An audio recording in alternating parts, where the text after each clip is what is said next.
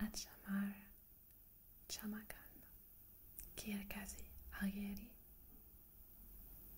Ana, Teneris, Yeriana Wilwet, Tir, Zar Story, Kichinak, Timvir, Ana, Atara, Kirieri, Ven, Ana, Ar, Yerietket.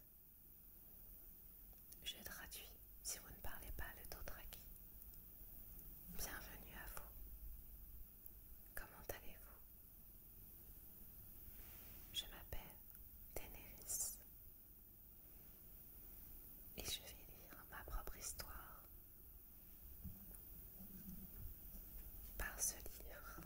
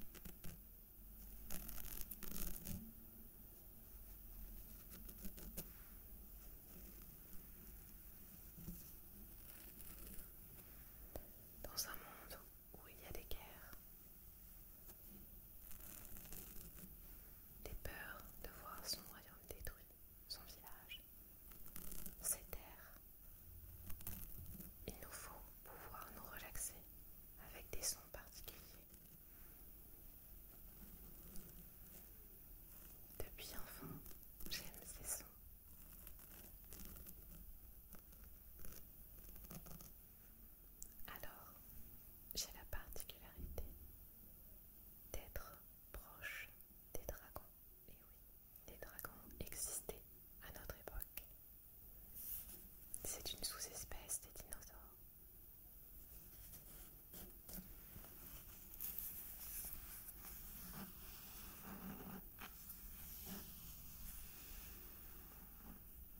J'ai cette particularité, de manière mystérieuse. Les dragons ont toujours été proches de moi.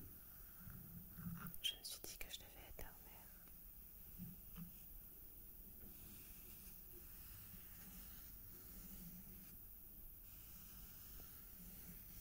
Je dois prendre soin d'eux. Vous le verrez dans cette histoire, ou peut-être que vous le savez déjà. Car oui, il y a une série qui a été créée. De notre époque, la télé n'existe pas, mais j'ai eu vent de cette série et des personnages qui nous représentent.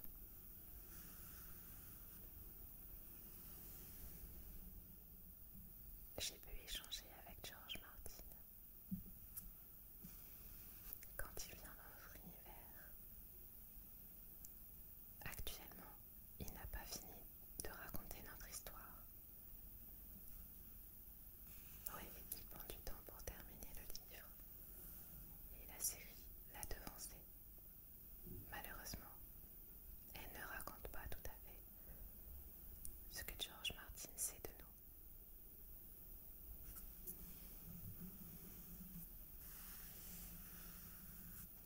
Je suis venue dans ce monde actuel, votre époque, pour vous faire connaître la véritable histoire. J'ai pu prendre la place de Laurie, qui n'a pas été tant étonnée que ça de me voir. Elle m'a confié à sa place de lecture vraiment le concept de sa chaîne, puisque j'adore lire. Je ne vais pas trop m'attarder, car je dois revenir dans mon monde. Nous convoitons actuellement toujours les 7 couronnes et cette armée des marcheurs blancs qui nous menacent toujours. Elle semble éternelle.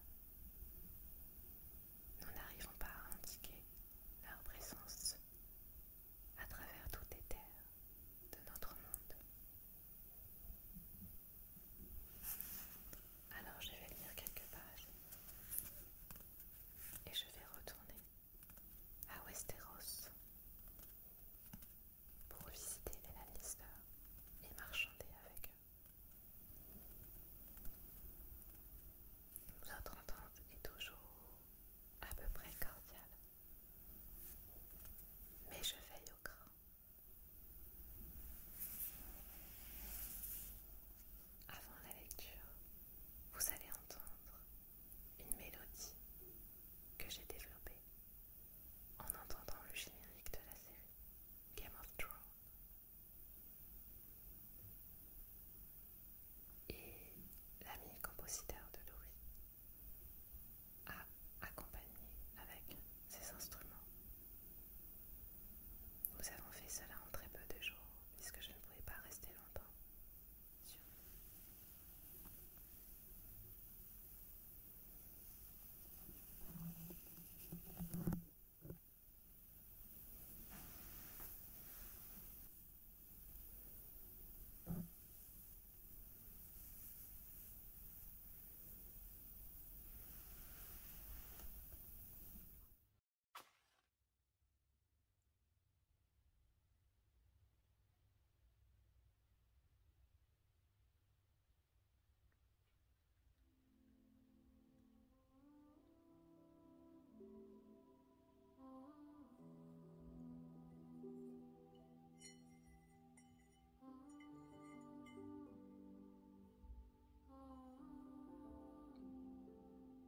I'm a Khaleesi.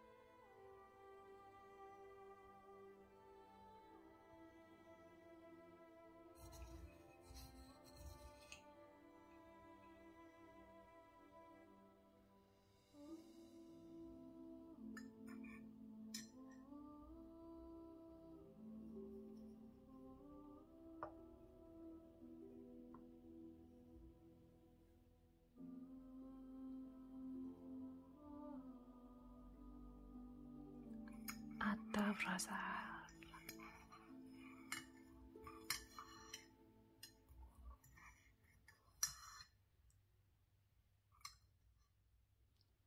Adjust.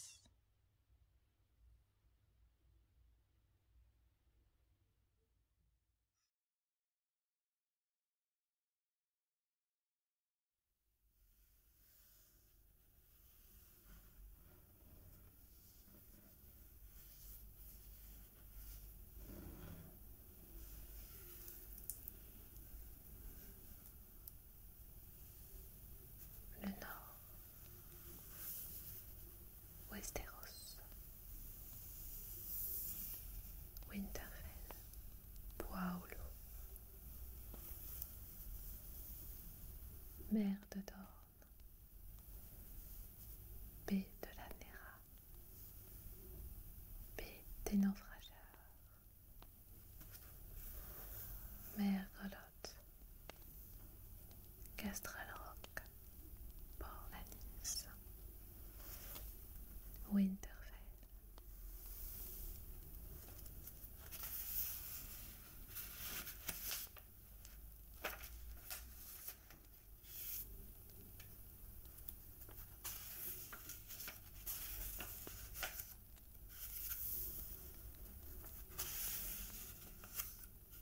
Voici le début de notre histoire, le trône de fer.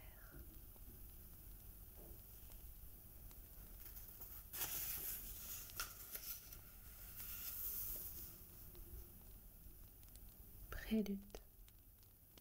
Mieux vaudrait rentrer maintenant, conseilla Garde, dans ton présent, tandis que peu à peu, l'ombre épaississait les bois alentour. Ces sauvageons sont bel et bien morts. Aurais-tu peur des morts demanda Sir Wemar Royce, d'une lippe imperceptiblement moqueuse. Gareth était trop vieux pour relever la pique. En avait-il vu défiler, depuis 50 ans et plus, de ces petits seigneurs pharaons? Un mort est un mort, dit-il. Les morts ne nous concernent pas. S'ils sont morts, répliqua doucement Royce, et rien ne prouve que ceci le soit. Will les a vus, et s'il dit qu'ils sont morts, la preuve en est faite, pour moi. Will s'y attendait, tôt ou tard, les deux autres l'embrigueraient depuis leur dispute. Il serait préféré tard, aussi moquerait-il. Ma mère m'a appris que les morts ne chantaient pas de chansons. Ma nourrice aussi, retorqua Royce. Mais ce que se ruinent les bonnes femmes en donnant le sein, sornettes, crois-moi. Il est des choses que les morts eux-mêmes peuvent nous enseigner. À ces mots lugubres, la forêt, noyée par le crépuscule, offrit un écho si tonitruant que Gareth s'empressa d'observer. Pas près d'arriver. 8 jours de route, voire 9, et la nuit qui tombe. Et alors, dit nonchalamment Sir Wemar Royce, avec un regard dédaigneux vers le ciel. C'est l'heure où elle tombe chaque jour. Le noir t'affolerait, Gareth, malgré l'épais capuchon noir qui lui dérobait les traits du vieux. Will discerna la crispation des lèvres et un éclair de rage mal réprimé. Certes, Gareth assurait la garde de nuit depuis son adolescence. Et 40 années d'expérience ne le prédisposaient pas à se laisser taquiner par un étourneau, mais par-delà l'orgueil blessé, se percevait en lui quelque chose d'autre, quelque chose de bien plus grave, de quasi palpable, une tension nerveuse qui menaçait d'avoisiner la peur. Or, ce malaise, Will le partageait, si cuirassé fut-il lui-même par 4 années de service au mur. Si l'afflux brutal de 1000 récits fantastiques lui avait, lors de sa première mission au-delà, liquéfié les tripes, Mais quelle rigolade après. Maintenant, les ténèbres insondables que les bougres du sud appelaient la forêt hantée ne lui causaient plus, ça non, la moindre terreur. Après tant et tant de patrouilles. Sauf ce soir. Mais ce soir différait des autres. Les ténèbres avaient ce soir une espèce d'âpreté qui vous hérissait le poil. 9 jours que l'on chevauchait vers le nord-ouest, puis de rechef le nord, qu'on chevauchait dur sur les traces de cette bande de pillards, et que, ce faisant, l'on s'éloignait de plus en plus du mur.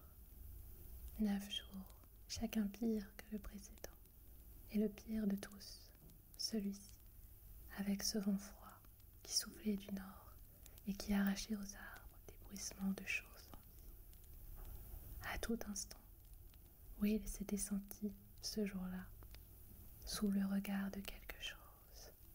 Un regard froid, implacable, hostile. Gareth aussi. Et Will ne désirait rien tant que de regagner au triple galop la protection du mur. Un désir dont, par malheur, mieux valait faire son deuil quand on n'était qu'un subalterne, surtout sous les ordres d'un chef pareil, dernier né d'une ancienne maison trop riche en rejetons. Sir Wemar Royce était un beau jouvenceau, dont les 18 ans arborait, outre force, grâce et des yeux gris, une sveltesse de fleuret. Juché sur son énorme destrier noir, il dominait de haut Will et Gareth, montés plus petitement. Beauté de cuir noir, culotté de laine noir, ganté de taupe noire, il portait une délicate et souple côte de mailles noires qui miroitait doucement par-dessus de coquets entrelacs, de laine noire et de cuir bouilli. Bref, si Sir Wemar n'était frère juré de la garde de nuit que depuis moins d'un an, nul du moins ne pouvait lui reprocher de ne s'être point apprêté en vue de sa vocation. Surtout que le clou de sa gloire était une pelisse de zibeline noire, aussi moelleuse et douce que de la soie. Bran, dès l'aube, alors qu'il se mettait en route pour assister à l'exécution, un petit froid limpide et sec leur avait dénoncé la fin prochaine de l'été. Ils étaient 20, et Bran exultait de se trouver des leurs pour la première fois. Enfin, on l'avait jugé d'âge à accompagner le Seigneur, son père, et ses frères, et à contempler la justice du roi. En cette 9e année d'été, il avait 7 ans révolus. À en croire Robb, l'homme qu'on venait de tirer de la petite forteresse, nichée au creux des collines, était l'un des sauvageons, inféodé à Mance Rayder, roi de l'au-delà du mur. Et leur seule évocation rappelait à Bran tant de contenarés au coin du feu, par vieille nain, qu'il en avait la chair de poule.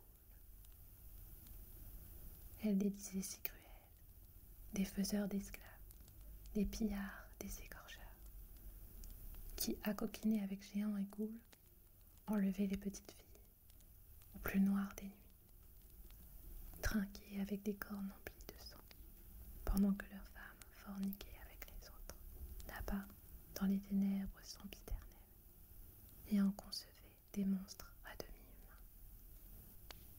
Or, l'individu qui, pieds et poings rivés à la muraille, attendait de subir sa peine, était un vieillard malingre, à peine plus haut que Robb.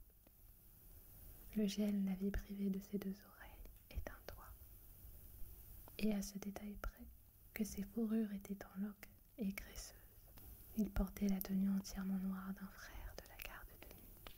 Enfin, quand Lord Stark eut ordonné de le détacher et de l'amener devant lui, la vapeur de son haleine se mêlait banalement, dans le matin froid, à celle du cheval, flanqué de Jon le bâtard et de Robb, tous deux impressionnants de calme et de hauteur. sur leur gigantesque monture. Bran s'efforçait sur son petit poney de se vieillir en affectant la mine d'un homme blasé. Quant à pareil spectacle, la porte de la forteresse exhalait un vent coulis sournois au-dessus des têtes ondoyées, à la bannière des Stark de Winterfell. Un loup-garou gris sur un champ de neige immaculé.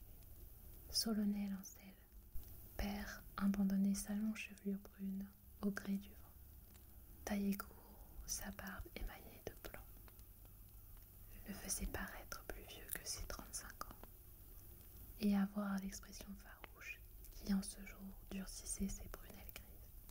On ne l'aurait jamais cru, susceptible de tendre ses mains vers les flammes, le soir, tout en devinant posément des époques héroïques et des enfants de la forêt. Il avait dépouillé sa figure de père, son Bran, pour revêtir celle de puissants seigneurs. Daenerys, les bras levés, son frère tenait la robe en suspens pour la lui faire contempler. Superbe, n'est-ce pas? Eh bien touche, palpe-moi ce tissu. En y risquant ses doigts, Daenerys éprouva la sensation fluide que procure l'eau, si loin qu'elle remonta dans ses souvenirs. Jamais elle n'aurait rien porté de si fin. Effrayée, elle retira vivement sa main. « Et c'est à moi? Vraiment ?» Un cadeau de maître Illyrio, sourit Viserys. Il était décidément de belle humeur ce soir. Son coloris rehaussera le violet de tes yeux. Tu auras aussi de l'or et toutes sortes de joyaux. Il l'a promis. Ce soir, tu dois avoir l'air d'une princesse. L'air d'une princesse. Elle avait oublié à quoi cela ressemblait, si elle l'avait jamais su. Pourquoi se montre-t-il si généreux? Demanda-t-elle. Qu'attend-il au juste de nous? Depuis près de 6 mois, ils avaient chez lui le vivre et le couvert. Ses serviteurs les mignotaient. Pour n'avoir que 13 ans, elle ne s'y trompait pas. Les prodigalités désintéressées n'avaient guère cours en la cité libre de Pentos. Pas si fou, répondit le jeune homme, auquel ses mains nerveuses, son regard fiévreux, ses prunelles de lilas pâle, donnaient un aspect peu aimable. Il sait pertinemment que, le jour où je recouvrerai mon trône, je n'oublierai pas mes amis. Elle demeure muette, marchand d'épices, de gemmes, d'os de dragon et de denrées moins ragoûtantes. Maître Illyrio possédait, paraît-il, des amis dans chacune des 9 cités libres, et même au-delà. Du côté de Vaestodrak et des contrées fabuleuses qui bordaient la mer de Jade, on ajoutait qu'il n'avait jamais eu d'amis, qu'il n'eût de tout cœur désiré trahir au plus juste prix. Les rues bruissaient de commérages là-dessus, et Daenerys avait l'ouïe fine. Mais mieux valait, irascible comme il était, ne pas tracasser son frère, ou comme il disait lui-même, réveiller le dragon, lorsqu'il disait sa trame de chimère. Tout en raccrochant la robe auprès de la porte, Viserys reprit. Quand les esclaves d'Illyrio viendront te baigner, veille à ce qu'ils t'ôtent cette puanteur d'écurie. Khal Drogo a beau posséder 1000 chevaux, c'est d'une toute autre monture qu'il rêve aujourd'hui. Puis, la détaillant d'un regard critique, toujours aussi gauche. Redresse-toi et lui repousser les épaules. Montre-leur donc que tu es une femme désormais, insista-t-il en balayant d'un geste désinvolte la gorge naissante avant d'en passer un bouton. Égare à toi, si tu me manques ce soir. Tu ne souhaites pas réveiller le dragon, je pense. À travers le tissu grossier de sa tunique, l'étau resserré de ses doigts opéra une torsion blessante. Si? Non, dit-elle humblement. Bon, sourit-il, presque affectueux, en lui caressant les cheveux. Vois-tu, sœurette, lorsqu'on écrira l'histoire de mon règne, on datera de ce soir mon avènement. Après qu'il se fut retiré, elle s'approcha à son jeu de sa fenêtre et tristement se mit à regarder la baie. Le jour déclinait contre le crépuscule, les tours en briques du rempart, carrés de noir silhouette. Des rues montées, mêlées aux litanies des prêtres rouges, en train d'allumer leurs feux nocturnes. Les piaillements de mioches, miséreux, joints à des jeux invisibles. Que ne pouvait-elle se joindre à eux, pieds nus, vêtus de haillons, hors d'haleine et sans passé, sans avenir, sans obligation de paraître à la fête de Khal Drogo. Quelque part, là-bas, au-delà du crépuscule et par-delà le bras de mer, s'étendait un pays de vertes collines et de plaines en fleurs où couraient de grandes rivières, où la pierre sombre des tours se détachait sur le merveilleux gris bleu des montagnes, où tout armés pour le combat, des chevaliers galopaient sous la bannière de leur suzerain. Les Dothraki nommaient ce pays Raesh Andali, le pays des Andals, tandis que les habitants des cités libres l'appelaient Westeros, les royaumes du soleil couchant. Viserys, lui, disait tout simplement notre pays. Deux mots qu'il prononçait comme une prière, comme si, à force de les redire, il devait s'attirer la faveur des dieux. Notre par droit du sang, notre toujours, et quoique dérobé par traîtrise, notre à jamais. Le voler au dragon nenni, le dragon se souvient. Jon, ainsi qui lui advenait, parfois un improviste, mais de loin en loin, le sentiment de sa bâtardise engeant. Soudain Jon Snow, comme il tendait de rechef sa coupe à une servante, puis reprenait sa place au banc des jeunes aiguilles. Aussi la saveur fruitée du liquide sur les papilles lui mit-elle aux lèvres un sourire de satisfaction. Malgré la fumée qui, lourde de relents, de viande rôtie, de pain chaud, stagnait dans la grande salle, se discernait sur les parois de pierre grise l'éclat des bannières alternées. Or écarlate blanc, le cerf couronné des Baratheons, le lion des Lannister, le loup-garou des Stark. Un rhapsode là-bas, tout au bout, entonna une ballade aux accords de la grande harpe. Mais à peine sa voix passait-elle la clameur du feu, le fracas des places et des pots d'étain, la rumeur confuse de son ivresse, car on fêtait déjà depuis plus de 3 heures l'arrivée du roi. Juste au bas de l'estrade, où les maîtres de séance régalaient leurs souverains, se trouvaient avec les enfants royaux, les frères et sœurs de Jon. Eut égard à la solennité, père les autoriserait sans doute à siroter un verre, mais pas davantage. Alors qu'ici, sur les bancs du commun, nul ne se souciait de vous empêcher de boire tout votre soul. Or, Jon se découvrit précisément une soif d'homme, que les culs-secs rauques de son entourage émerveillé ne laissaient pas que d'aviver. Et il se délectait d'autant mieux des exploits martiaux, synégétiques et amoureux que s'assénaient ses compagnons, de joyeux drilles assurément plus amusants que les princes du sang. La curiosité que lui inspiraient ces derniers, il l'avait rassasiée lors de l'entrée du cortège, en les lorgnant tour à tour quasiment sous le nez. En tête marchait la reine, aussi belle qu'on la réputait, sous la tiare de pierreries qui rehaussait son opulente chevelure d'or, et parée d'émeraude, aussi verte que ses prunelles.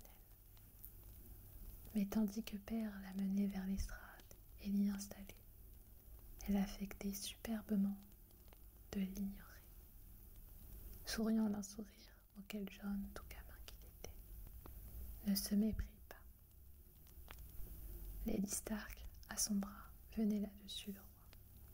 Pis que décevant, comment reconnaître jamais dans ce poussature barbu, cramoisi, qui s'entravait dans ses boucards, comme un rustre éméché, l'incomparable Robert Baratheon, le héros du Trident, le prince des guerriers, le géant des princes ressassé par père. Derrière avançait la marmaille, avec autant de dignité que le comportaient ses 3 ans. Petit Rickon ouvrait le banc, houspillé par Bran, qui devait sans cesse le dissuader de s'arrêter pour des recettes.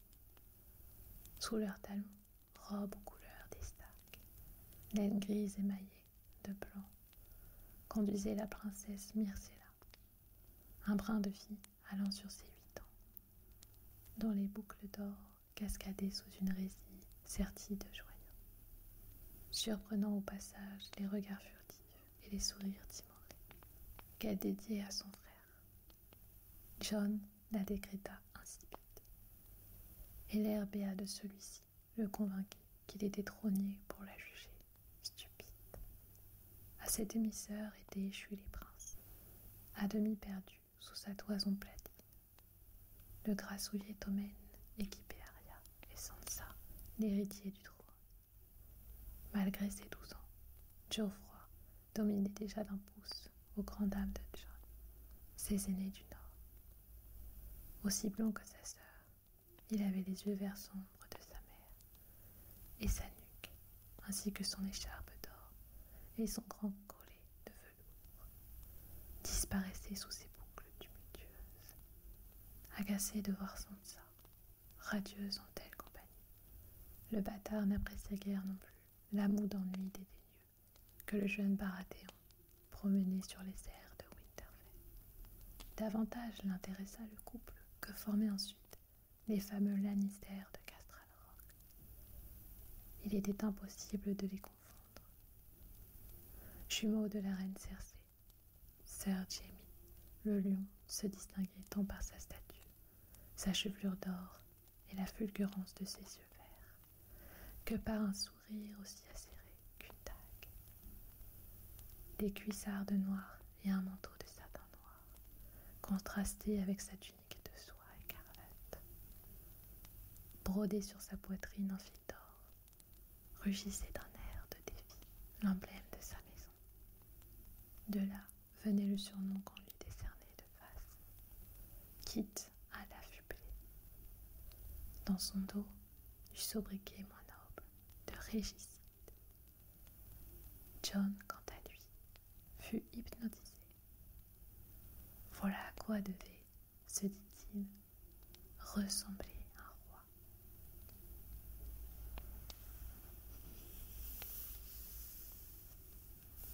C'est la fin de ma lecture.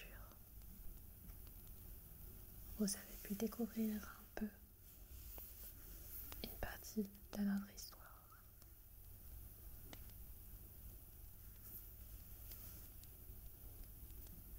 J'espère qu'elle vous a plu.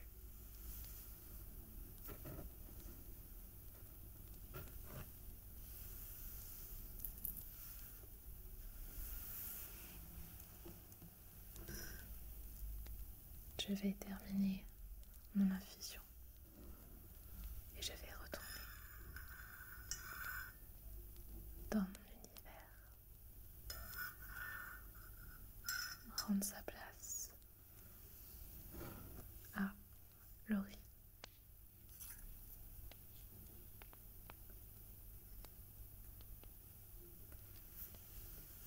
À bientôt.